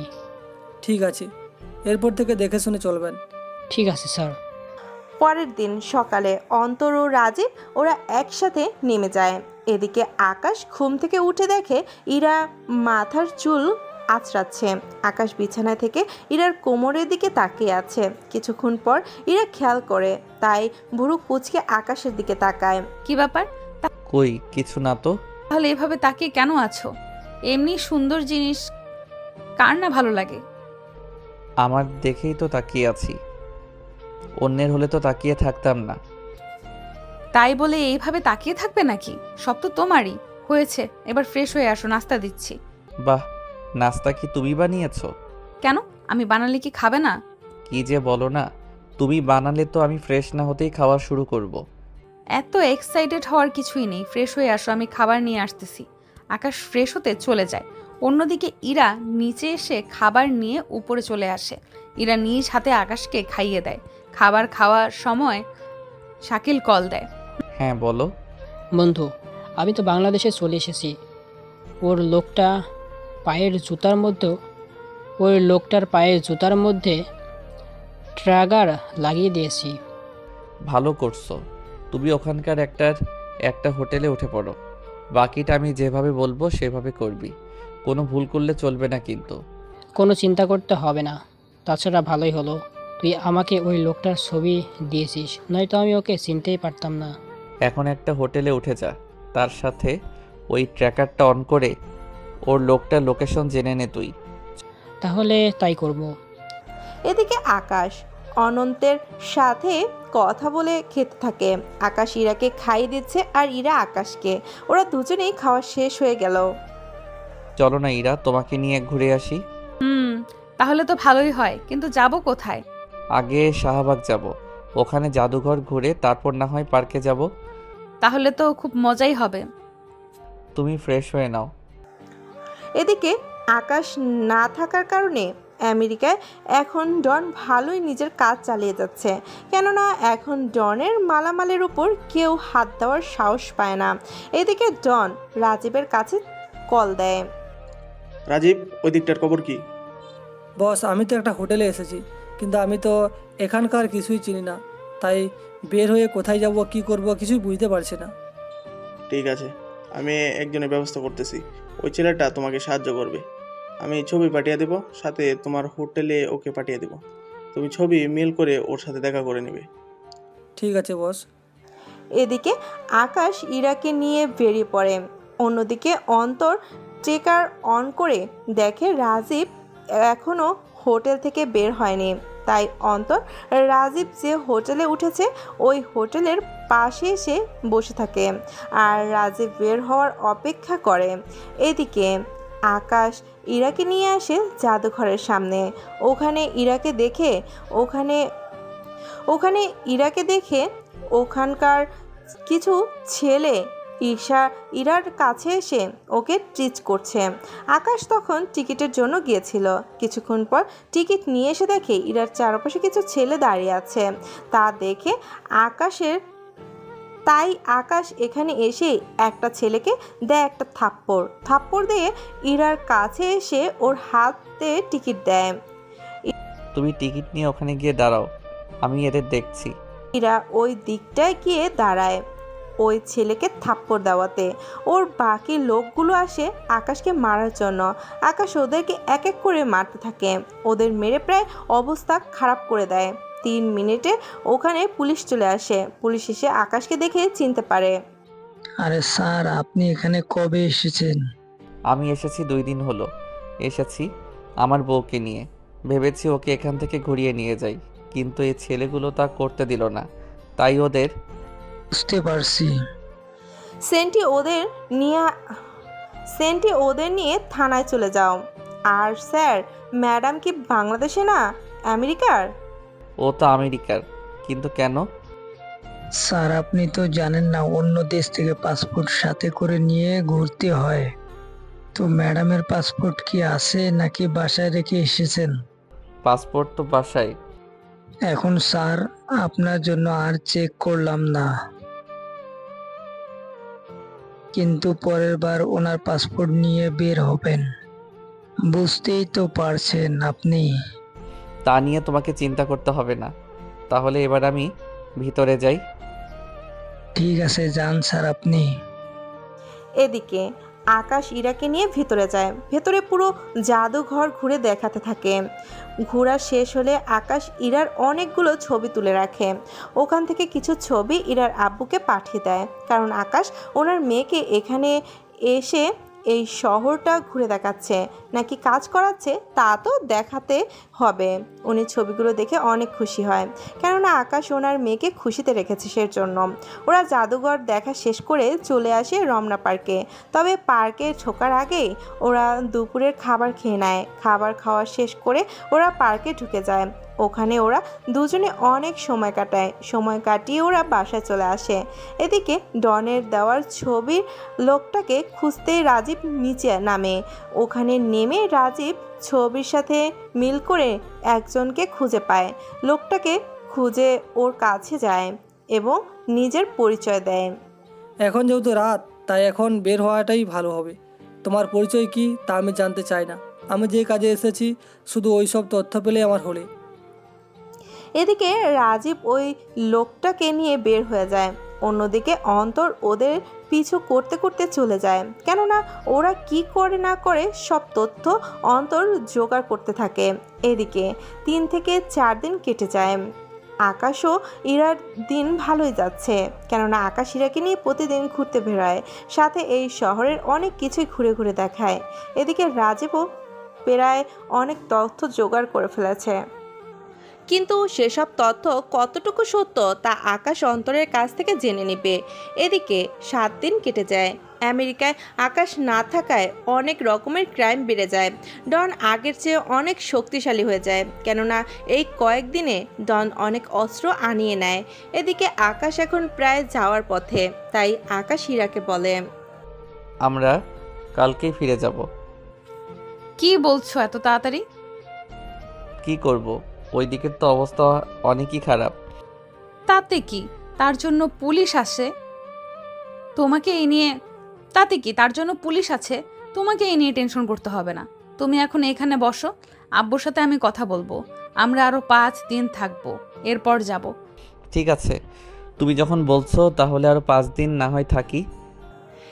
এদিকে রাতে আকাশ বেরিয়ে পড়ে, অন্যদিকে ইরা ঘুমাচ্ছে, কেননা আকাশ এখন বের হয়ে অন্তরের সাথে দেখা করবে। অন্তরের সাথে দেখা করে জেনে নিবে রাজীব কি তথ্য জোগাড় করেছে। অন্তর বলো, কি জানতে পেরেছো? ওই লোকটা বেশি কিছু জানতে পারেনি, শুধু জানতে পেরেছে তুই এইখানে সাংবাদিক ছিলি, তার সাথে অনেক ডেঞ্জারাস, তোর পরিবারের কেউ নেই, আর তুই কোথায় থাকিস এই ব্যাপারে কিছুই জানতে পারেনি। যাক, ভালো হয়েছে। এখন ওই লোকটাকে মেরে ফেলার ব্যবস্থা করো। অনেক দেরি হয়ে গিয়েছে, ও লোকটা তো চলে গিয়েছে। কি চলে গিয়েছে? এখন তাহলে কি হবে? আরে তেমন কিছু হবে না, তাছাড়া ওই লোকটা যে কাজে এসেছে সে কাজটা তো মনে হয় হয়ে গিয়েছে কোনো না কেননা ও যা যা জানতো তা তো মনে হয় ওর বসকে বলে দিয়েছে, তাই ওকে আর মেরে কি করব। আরে ওই লোকটা হচ্ছে ডনের ডান হাত ছিল, এখন কি যে হবে। আচ্ছা বাদ দে, এখন তুই কই থাকিস? তাই তো জানি না। পরে বলবো। আচ্ছা যাই তাহলে। এদিকে অন্তর চলে যায়। অন্যদিকে আকাশ বাসায় এসে শুয়ে পড়ে। ইরাকে একটু বুঝতে দেয়নি যে আকাশ যে রুমে ছিল না। পরের দিন সকালে ইরা ঘুম থেকে উঠে আকাশ ইরাকে জড়িয়ে ধরে রেখেছে, তাই ইরা উঠতেও পারছে না। যখনই আকাশ অন্যদিকে ফিরে তাকিয়েছে তখনই ইরা উঠে যায়। ইরা উঠে ফ্রেশ হয়ে নেয়, ফ্রেশ হয়ে রেডি হতে থাকে, সাথে আকাশকে জাগিয়ে দেয়। আকাশও ফ্রেশ হতে চলে যায়। আকাশ ফ্রেশ হয়ে আসলে ওরা দুজনে বেরিয়ে পড়ে। অন্যদিকে ওরা আজকে হাতে ঝিরে আসবে, ওখানে ওরা দুজনে বসে বসে গল্প করছে। অন্যদিকে আমেরিকায় একে লোক পুরো শহরে আতঙ্ক সৃষ্টি করে রেখেছে, কেননা ডনের লোক এই কয়েকদিনে অনেক কিছু অন্য সব দেশ থেকে আনিয়ে নিয়েছে। তাই একের লোক এখন ডনের লোকদের যেখানে পাচ্ছে মেরে ফেলছে, সাথে ডনের লোকও কম না, ওরাও একের লোকদের মারতে থাকে। এভাবে চলছিল ওই কয়েকদিনের অবস্থা। এদিকে ইরার আব্বু কল দেয় ইরার কাছে। কেমন আছো আব্বু? আমি তো ভালো নেই। কেন, কি হয়েছে তোমার? তুই নেই, আকাশও নেই, একা একা ভালো থাকি কি করে বল? এই তো 2 দিন পরে আমরা দুইজনে এই কয়েকদিনে পুরো ঢাকা শহর ঘুরে বেরিয়েছি। কাল সিলেট যাব আমরা, ওখানে একদিন থাকবো আর বান্দরবন একদিন থেকে চলে আসব। পাঠকগণ, আপনারা হয়তো ভাবছেন সিলেট যেতে আসতেই তো একদিন সময় লেগে যায়, তাহলে ওরা 2 দিনে এত জায়গায় ঘুরবে কি করে? আসলে আকাশ সিলেট যাবে হেলিকপ্টারে করে, ওখানে একটা দিন থেকে রাতে আবার হেলিকপ্টারে করে বান্দরবনে চলে আসবে, ওইখানে সারা দিন ঘুরবে, তারপরে ওখান থেকে সরাসরি এয়ারপোর্টে চলে আসবে। তা তোরা কবে আসবি? যেখানে যাবি না কেন সাবধানে থাকবি। আচ্ছা জামাই কি করে? এই তো আমার কোলে। কথাটা বলে ইরা জিব্বায় কামড় দেয়। কেননা কাকে কি বলছে তা ইরা নিজেও ভুলে গিয়েছে। বুঝতে পেরেছি, আর বলতে হবে না, তোরা সাবধানে থাকিস। ওই দিন ওরা ওখানে কাটায়। পরের দিন আকাশ ইরাকে নিয়ে চলে আসে সিলেটে। ওখানে জাফলংয়ের কাছাকাছি একটা এসে নামে। ইরা তো হেলিকপ্টার থেকে নেমে চারপাশে পাহাড় দেখে আশ্চর্য হয়ে যায়। সত্যি, তাহলে তো অনেক মজা হবে। এখনো তো কিছুই দেখলে না, নিচে চলো, তাহলে আরো অনেক কিছু দেখতে পাবে। আকাশ ইরাকে নিয়ে নিচে নামতে যাবে, কিন্তু ইরা ভয়ে নামছে না। কি হলো, নামো। তা তো হবে। কথাটা বলে আকাশ ইরাকে নিয়ে কোলে করে নিচে নামায়। ওখানে পানির উপর পাথর বসে ওরা কথা বলতে থাকে এবং একজন আরেকজনকে পানি মারতে থাকে। এভাবে দুষ্টুমি করতে করতে ওদের সময় চলে যায়। তার সাথে ওখানে অনেক ছবি তুলে ওরা দুজনে। পানিতে অনেক স্রোত থাকায় ওরা কেউ পানিতে নামেনি, তাই নৌকায় করে ঝর্ণা ধারে যায়। ওখানে কিছু দূর হেঁটে ওরা ঝর্ণার কাছে আসে। ঝর্ণার উপরে ওরা দুজনে কিছুটা উঠে ওখানেও অনেক ছবি তুলে ওরা সাথে অনেক মজাও করে। ওই দিনটা ওদের ওইভাবেই কেটে গেল। সন্ধে হতেই ওরা ওখানকার হোটেলে খাবার খেয়ে নিল। খাবার খেয়ে আবার রওনা দিল বান্দরবানের উদ্দেশ্যে। সত্যি আকাশ, এই জায়গাটা না ঢাকার থেকেও অনেক সুন্দর, তবে এতটা ভয়ঙ্কর কি বলবো তোমায়। তা তো হবেই, এখন যেখানে যাব ওই জায়গাটাও অনেক ভয়ঙ্কর, শুধু পাহাড়ই দেখতে পাবে। অনেক মজা হবে। এইদিকে রাতে রাতে ওরা বান্দরবান চলে আসে। ভোর হতেই ওরা খাবার খেয়ে নেয়। ওখান থেকে ওরা চলে আসে মেঘনা পার্কে। ওখানে ওরা সিঁড়ি বেয়ে নিচে নামে। ঝুলন্ত ব্রিজে ওরা দুজনেই অনেক সময় কাটায়। ওখানে ওরা দুজনেই ব্রিজ পার হয়ে পাহাড়ের উপরে ওঠে। এভাবে 3 ঘন্টা ওরা মেঘনায় কাটিয়ে দিল। এরপর আসলো মেঘালয়া। ওখানে ওরা এসে পাহাড় দেখতে লাগলো। এখন চলো, তোমাকে একটা মন্দিরে নিয়ে যাই। কিসের মন্দির ওটা? আসলেই দেখতে পাবে। এইদিকে আকাশ ইরাকে নিয়ে স্বর্ণ মন্দিরে আসে। ওই মন্দির থেকে ইরা তো অবাক, কেননা ইরা মনে করেছিল এই মন্দিরটা স্বর্ণের তরী। তাই আকাশকে বলে, আচ্ছা, এই মন্দিরটা তো দেখছি পুরোই স্বর্ণের। এখানে যদি কেউ একটা টুকরো নিয়ে যায় তাহলে তো অনেক টাকা পাবে। এদিকে ইরার কথা শুনে আকাশ হাসবে না অন্য কিছু করবে বুঝতে পারছে না। ভিতরে চলো, তাহলে সবটা বুঝিয়ে বলতে পারবো। এদিকে ওরা ভেতরে গেলে আকাশ ইরাকে সবটা বুঝিয়ে বলে। ও, তার সাথে এগুলো রং করা, আর ভেতরে যে মূর্তিটা আছে ওই মূর্তির মুখটাই শুধু স্বর্ণের, তাই তো? ঠিক ধরেছ। তাহলে এইটার নাম স্বর্ণ মন্দির কেন? স্বর্ণের মতো দেখতে বলে? হ্যাঁ, এখন সবটাই তো দেখলে। এখন তাহলে আমাদের এয়ারপোর্টে যাওয়ার পালা। এই জায়গাগুলো অনেক সুন্দর, কিন্তু তুমি কি করলে সব শেষে এখানে নিয়ে আসলে? কি করব? তুমি তো আমাকে আগে কখনো বলনি যে তোমার পাহাড় অনেক প্রিয়। তাহলে তো এখানে অনেক আগেই নিয়ে আসতাম, তাই এখন লেট করা যাবে না। আচ্ছা, এখানে একজনের কাছে শুনেছি কোন জায়গায় গেলে নাকি আকাশের মেঘ ধরা যায়। ওটার নাম নীলগিরি। এখনো সন্ধে হতে 2 ঘন্টা বাকি আছে, তাহলে চলো ওখানে যাই। ওরা দুজনে চলে আসে নীলগিরিতে আসার জন্য ওখানে থাকা এক ধরনের গাড়ি করে আসতে হয়। ওই গাড়ির নাম চাঁদের গাড়ি। ওই গাড়ি করে আসলে চারপাশের সৌন্দর্য ও দেখতে পাবে। ওরা দুজনেই গাড়িতে বসে পড়ে। ওরা দুজনে গাড়িটা একাই নেয়। 1 ঘন্টা পর ও নীলগিরির চূড়ায় ওঠে। ওখান থেকে নেমে যায়। ওরা ভাড়া মিটিয়ে দেয়, কেননা এখান থেকে ওরা হেলিকপ্টার করে চলে যাবে। ওয়াও, এগুলো কি সত্যিকারের মেঘ? আমার তো বিশ্বাসই হচ্ছে না। বিশ্বাস না হলে এটাই সত্য, এখানে মেঘে মেঘে খেলা করে। এখানে সূর্যাস্ত যখন হবে তখন পুরো সূর্যের ভিতর ঢুকে ছবি তুলতে পারবে, মনে হবে তুমি সূর্যের ভিতরে আছো। সত্যি আমার কত যে ভালো লাগছে, কি বলবো তোমাকে। আগে জানলে এখানে আসতাম সবার আগে। চারদিকে এত পাহাড় যে এখান থেকে যেতে ইচ্ছে করছে না। কিছুক্ষণ পর সূর্যাস্ত হবে, তখন ছবি তুলব। কিছুক্ষণ পর সূর্যাস্ত হয়। ওরা দুজনেই অনেক ছবি উঠিয়ে নেয় এখানে। তা দেখে ইরা মেঘ নিয়ে অনেক খেলা করে, হাত দিয়ে মেঘ ধরে, অনেক মজা করে ওরা দুজনে। কিছুক্ষণ পর আধার নামে ওরা দুজনে হেলিকপ্টারে উঠে পড়ে। ওখান থেকে ওরা এয়ারপোর্টে এসে নামে। এই 2টা দিন ইরা অনেক মজা করেছে, যা ইরার মুখ দেখেই আকাশ বুঝতে পারে। তার সাথে যেখানে যেখানে গিয়েছে সব জায়গা থেকে ইরা অনেক কিছু কিনে নেয়। এইগুলো ওরা ব্যাগে ব্যাগে রেখে দেয়। রাত 10টায় ওদের ফ্লাইট, তাই ওরা দুজনেই টিকিট নিয়ে প্লেনে উঠে বসে। আমেরিকায় আস্তে আস্তে সকাল হয়ে যায়। ওখানে এয়ারপোর্ট থেকে বের হয়ে দেখে বাহিরে পুলিশ দাঁড়িয়ে আছে।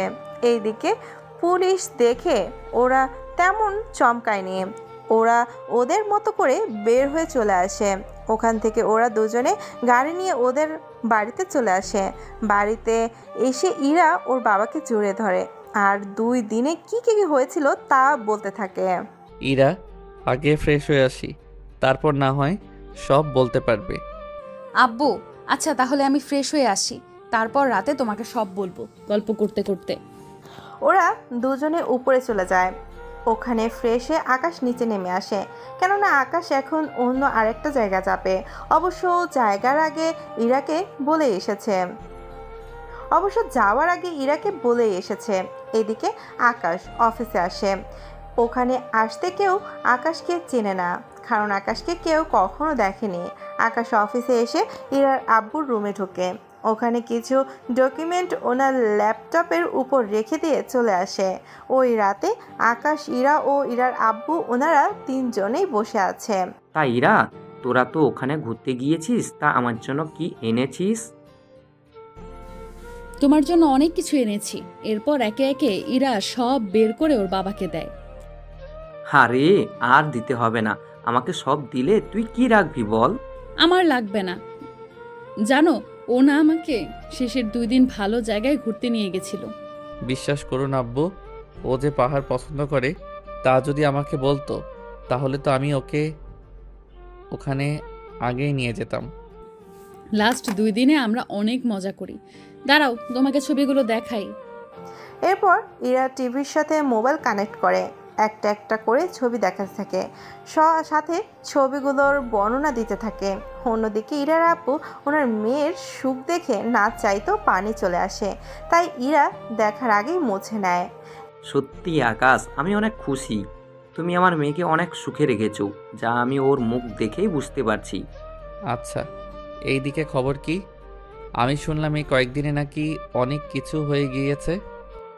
ওই কয়েকদিনে একে আর ডনের মাঝে অনেক লড়াই হয়। এতে অনেক লোক তো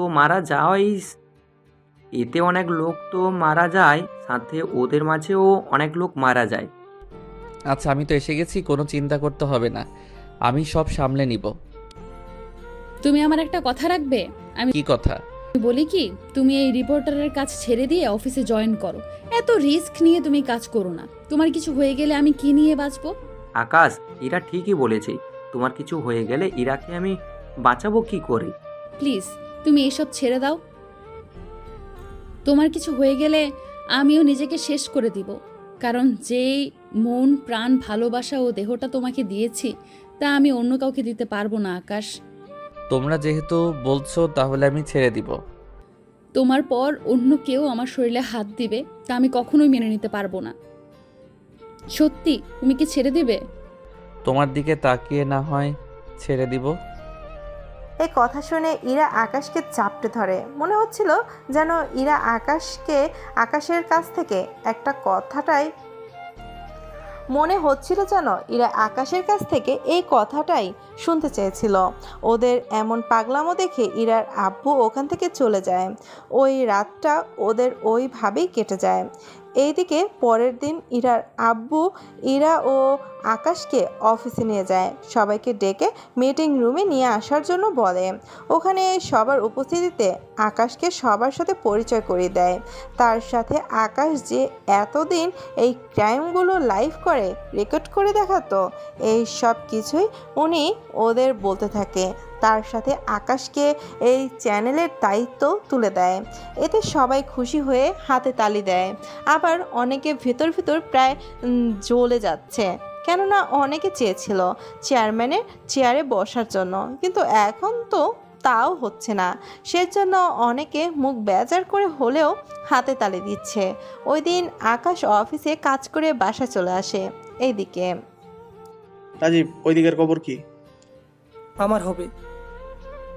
আমার হলো সব খবর একটা আছে, কিন্তু সে খবরটা সুখবর না দুঃখের খবর ঠিক বুঝতে পারছি না। আগে খবরটা বল। বস, খবর পেয়েছি আমাদের মালগুলো যে রিপোর্টার ধরিয়ে দিয়েছিল ওই রিপোর্টার এখন ওই চ্যানেলের চেয়ারম্যান হয়ে গিয়েছে। কিন্তু ওই ছেলেটা চেয়ারম্যান হলো কি করে? বস, ওই চ্যানেলের চেয়ারম্যানের মেয়েকে বিয়ে করে ওই রিপোর্টার, এরপর ওই চ্যানেলের চেয়ারম্যান ওই রিপোর্টারকে চেয়ারম্যান করে দেয়।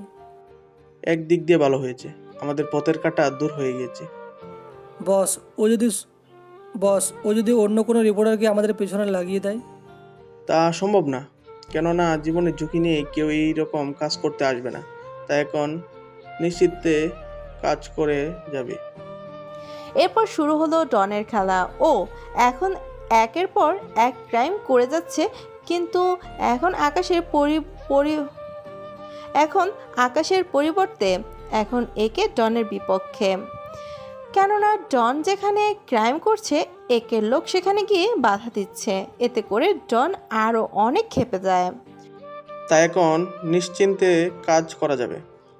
ভেবেছিলাম ওই রিপোর্টার থেকে বেঁচে গেলাম, কিন্তু এই একে আমার পিছনে কেন পড়ে আছে তাই তো বুঝতে পারছি না। বস, এখন তাহলে কি হবে? আমাদের লোকদের তৈরি হতে বল, আমরা ওই একের বিরুদ্ধে যাব। একবার তো গিয়েছি, এবার দরকার পড়লে একে কেউ শেষ করে দেব। সবটা কি সহজ হবে? বুঝতে তো পারছেন ও একে এত সহজে ওকে বাঘে আনা সম্ভব হবে না বলে আমার মনে হচ্ছে। না, আসলে কৌশলে তো আনতে হবে। তাহলে শুন কি করতে হবে। এরপর ডন রাজীবকে কিছু কথা বলতে থাকে, কেননা এই কথার মাঝে ওদের সব কিছু ফাঁস করতে পারবে। তাই রাজীবও কাজে লেগে যায়। অন্যদিকে একের লোকও কম না, সব কিছু ঠিকঠাক করে রাখে, কেননা ওরা যেখানেই পাচ্ছে সেখানেই ডনের লোকদের মারতে থাকে। এভাবে ওই কয়েকদিন পুরো আমেরিকার মধ্যে খুন খারাপি চলতে থাকে। এভাবে 7 দিন কেটে যায়। একের লোকও ডনের লোক দিন দিন কমতে থাকে। রাজীব, ওই দিকের খবর কি? বস, আমাদের হাতে 20 জন লোক আছে মাত্র, বাকি সব লোক মারা গিয়েছে। এই হাতে পারে না, কি করে হলো এইসব? এই 7 দিনে আমাদের সাথে সাথে একেও অনেক লোক মারা যায়। তবে আমরা একের গোপন আস্তানায় হামলা করি, ওখানে একে প্রায় 300 জন লোকের একসাথে মারা যায়। এ হতে পারে না, কি করে হলো এইসব? সাবাস, একদম ঠিক করেছিস। তাহলে তো একে কাছে তেমন কোনো লোক নেই এখন। বস, ঠিক বলতে পারি না কতজন লোক আছে, তো ওদের মনে হয় 30 জনের মতো হবে। তাহলে এবার মাঠে নেমে ওই একে মারতে হয়। অন্যদিকে একে বসে আছে ওর আস্তানায়, কেননা ওর এই গোপন আস্তানায় হামলা করার ফলে 300 লোক মারা যায়। এতে করে একের দলে মাত্র 10 জন লোক বেঁচে আছে, কেননা একে ওর সব লোকদের ওখানে রেখেছিল যাতে করে ডন ওখানে না পৌঁছাতে পারে। কিন্তু কিছু হলো না, সব কিছু শেষ হয়ে গেল। এখন কি হবে? মাত্র 10 জন লোক নিয়ে আমরা চলবো কি করে?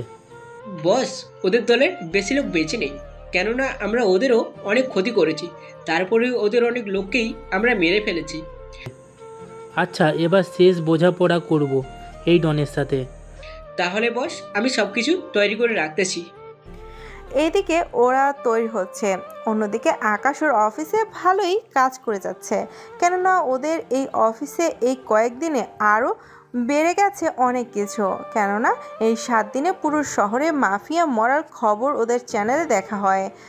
তার সাথে ওদের চ্যানেলের লোক আগের থেকে অনেক গুণ বেশি দেখে। পরের দিন একে ওর লোকজন নিয়ে বেরিয়ে পড়ে ডনের মারার জন্য। ডনকে মারার জন্য। ওরা ডনের আস্তানায় এসে হামলা করতে থাকে। এতে করে ডনের কিছু লোক মারা যায়, সাথে একের লোকও। কিছু সময়ের মধ্যে একের সাথে সব লোক মারা যায়, আর ডনের সাথে থাকা সব লোকও। একে, আমি তোকে বাঁচতে দিব না। তুই আমার কোনো লোককে বাঁচতে দিলি না। তুইও আমাদের কোনো লোককে বাঁচতে দিলি না। কথাটা বলেই একে গুলি করে ডনকে। এতে করে ডন মাটিতে শুয়ে যায় মরে যাওয়ার আগে। তোর চেহারাটা একবার দেখবি। আকাশ ওর চেহারা দেখালে ডন আরও তাড়াতাড়ি মরে যায়। একে হচ্ছে আকাশ। এভাবে একজন রিপোর্টার হয়ে পুরো দেশটাকে ক্রাইম মুক্ত করে। তার সাথে ইরাকে নিয়ে একটা ক্রাইম মুক্ত দেশে বাস করতে থাকে। গল্পটা কেমন হয়েছে তা কিন্তু আপনারা অবশ্যই কমেন্ট করে জানাবেন। ধন্যবাদ সবাইকে।